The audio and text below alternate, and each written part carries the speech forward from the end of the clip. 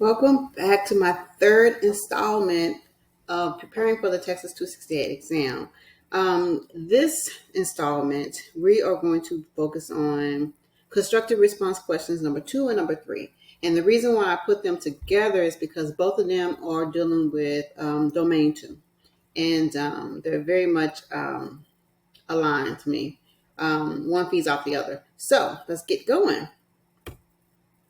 So as I stated before in the first video, I approach my 268 exam by focusing more on the constructive response questions because for them, you can know everything about coaching and stuff, but you need to make sure that you communicate it in the format that the test graders are going to be looking for. So I decided to focus that way on there. So we're going to do number 2 and number 3.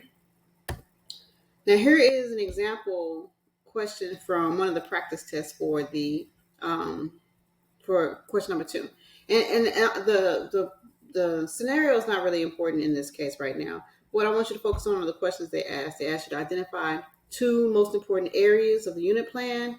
They ask you to and justify your answers. They want you to create an exemplar that demonstrates one of the areas of needing improvement. And then it asks you to explain how the principal can use your exemplar to coach up that teacher to help them improve their instructional practices. So one thing I want to do that I hadn't done on the previous video is I want to tell you what is provided. They give you a lot of data. They give you a scenario. They give you some resources, documents that attach to it. For this constructive response number 2 question, they actually attach a unit the unit plan, and they actually attach like a side-by-side comparison that has questions from the state mandated assessment and then the questions that were created for that summative assessment. Sometimes it's an X certificate, but it's whatever the assessment the teacher created also. So you're basically, it has it where it puts them right next to each other. So here's a little flow chart that I created. Didn't have to be a flow chart, I just like graphic organizers. So I need to focus on 2 areas of improvement. So with each one of them, I need to make sure that I justify the answer and choose one of them. I like this. I can choose one of them to figure out to create an exemplar for. Whichever area this is probably easy to create an exemplar. And then I explain how this exemplar can be used by the principal to help the teacher coach up. Okay, to coach the teacher up. So the area of improvement. This is what I've discovered. So hold on. This deals with, remember, I fall back on claim evidence reason. For everything that asks me up, I make that claim, I provide some evidence, citing sources from the actual documents that they provide. And at the end, that explain typically is the reason or the rationale behind why I chose the things that I chose, okay? So constructive response number 2 is a domain 2 question. It is strictly dealing with instructional leadership. It's a coaching question. And what you're really doing is examining some kind of assessment.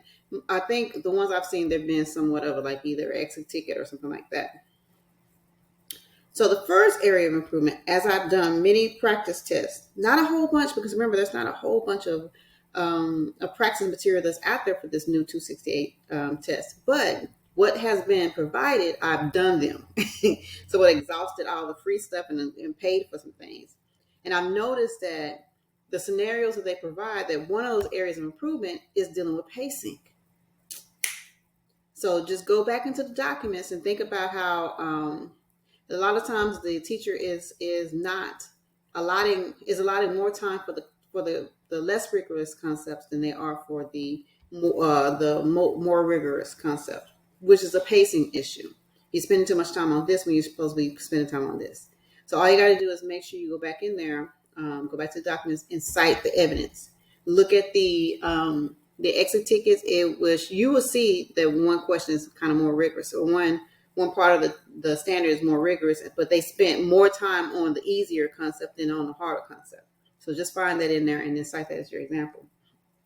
The second thing that I noticed is most often the thing that's just glaringly obvious to you is probably going to be that the assessment that's created by the teacher is not aligned to the rigor of the release test. It's not as hard as it. They have easier questions on this test made by the teacher, essentially. So just go back and go back to that comparison and pull examples of how this is how it looks. This is how the standard looks. Is tested. Is used to test the students on the actual release test, but this is how the teacher asked the question on theirs, and they're not at the same rigor level. Okay, easy peasy. So the easier of the two improvements to actually create an exemplar for is the pacing. I mean, they may have some scenario that's dealing with math, and maybe I don't know enough of math to actually be able to go into, well, it should be this and that and this, or English or science or whatever the content that they have. So I'm not even going to touch that alignment with rigor. I'm not going to try to create an exemplar. What I can do is I can create an exemplar for the pacing. So I can easily do this. Remember, I said if it's an issue where they're spending more time on a less rigorous portion of the standard, I just make sure I modify the days. Like instead of spending 2 days, I put 1 day. Day 1, I'm going to cover this. Day 2 and 3, I'm going to cover this. And just make sure that more time is allotted to the more complex standard. It's easier than trying to go back into the actual content and start trying to fix that. Unless you're just a whiz at whatever content is in front of you. Because if they put some science stuff in front of me, I would have gone and gone to town with that, but they didn't. Also remember this: by this time that you get into these constructive responses, if you choose to do them last, you maybe run out of time. So you just kind of want to get in and get out. Okay. Last but not least, explaining how the exemplar can be used to improve instruction. Well, easy peasy.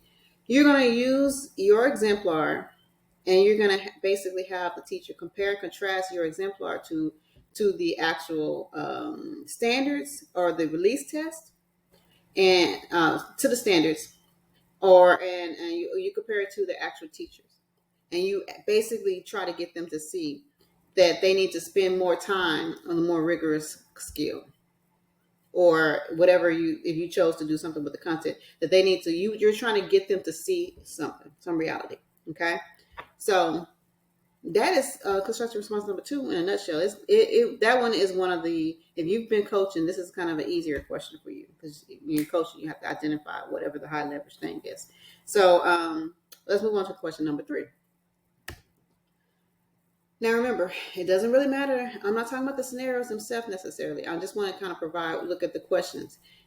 This one is give you a scenario that's asking you to identify 2 high leverage questions that the principal should ask the teacher to help improve their ability to analyze data and use that data toward planning. Okay. And then they also want to explain how each question can be used to help them to improve their instruction and therefore improve student learning, right? You got to be very specific in this question. You got to make sure that you are citing evidence, because all they're asking you to do is basically come up with 2 questions and justify why these questions will help that teacher. So it doesn't really require a graphic organizer, but maybe it's one. But here are the documents that's attached. This is another exit ticket question. But and it's going to have a teacher analysis of the responses that the students had with regard to the exit ticket. What that student is going to basically have student artifacts, and how the teacher responded to that information from the students. And it's also going to have the teacher plan interventions. So as a result of them looking at it, what are the interventions the teacher anticipates using on the students? Okay. Now, this doesn't require a graphic organizer, but I like graphic organizers. So number 1 is a high leverage. Both of these are high leverage questions. So the first one, what I found is, remember, this is about data. Hold on, I'm sorry. So this is another domain 2 instructional leadership question. This is a straight coaching question. What are the questions that you are going to use to probe this teacher to get them to get to the high leverage strategy that needs to be done? Okay. In this case, the high leverage strategy that needs to be examined is their ability to analyze their data and make it useful. So the first question that as I've gone through a lot of practices, is a data-driven question that you need to have. And I looked at the practices provide example responses that scored a 4, a 3, a 2, and a 1. I looked at the scores for 3 and 4, but mainly 4. Now remember, I said before I look at their answers, I'm going to take this test and I'm going to compare my answer to the suggestions. So based on my answer, I looked to see if it was a 3 or 4. Okay. What I found more often than not, the best question that could be asked is, how do you use the data to inform your lesson planning? Just memorize that. Put in your own words if you want, but just memorize it. The first question should be a data-driven question. How do you use the data to inform your lesson planning? Because that's essentially what you're trying to do, right? The second question needs to be more specific. So this is a general. First one's like a general. How do you use this data to even determine what you're gonna do? The second one is trying to see if you can use the data to figure out a specific skill that students are lacking. So it's dealing with a targeted skill. It's a target skill question. So the question should be, how well do students demonstrate the ability to do blah, blah, blah? Not whether they can see it, because that's a yes or no answer, but you need to ask them how well that the students perform about this particular ability so that they can go into the data and see, they didn't do so hot for that. So how well did students demonstrate the ability to do whatever it is that just, you have to know what different skills, you just have to be able to really look at the scenario and see, figure out which skill it is. So how do you justify these? This first question, data-driven question, the aim of it is basically for you to, sorry, I have to move that away, to get them, the teachers, to develop the practice of using data analysis to drive instruction. As much as we claim that we're data-driven districts, data-driven schools, data-driven classrooms, we're not. Most people do not use the data for anything really, and we need to change that. So we want to have principals who are able to coach the teachers into using the data for something that is useful and productive. And the second explanation, and you need to expound upon these explanations, but the second explanation is to, because you want them to focus on a targeted skill. So you want to develop the teacher's ability to target areas of need based on student performance data. Not speculative, not anecdotal, but looking at the data, targeted skill. And then you develop the ability to determine an area focus for more effective reteaching. So when we talk about reviewing and reteaching and spiraling, well, you have to be able to look at the data and figure out what skill is lacking, and if it's multiple ones, which one is a high leverage skill, and then you can target that for your training. For your reteach. And then also understand there's a difference between reteaching, reviewing, reteaching, and spiraling. So all of that needs to be developed. Now make sure, remember, for every claim that you make, so if you ask a question and you put the question down, you need to provide evidence from the documents that supports it. And then also the ending is to explain how this question helps instructional practice. Okay? Now, that's question numbers 2 and 3 in a nutshell.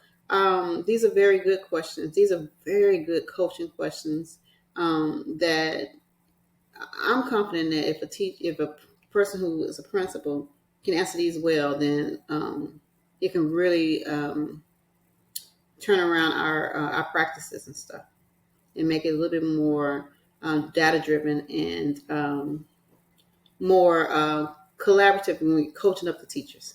But anyway, I hope this helped. Please, please, please, please go in and subscribe. Right there. And if you have any comments, please put some comments in the comments chain, because I would like to know what you all are thinking. Okay. Thanks. I'll see you for the next video. We'll talk about and explore constructive response number 4. Bye.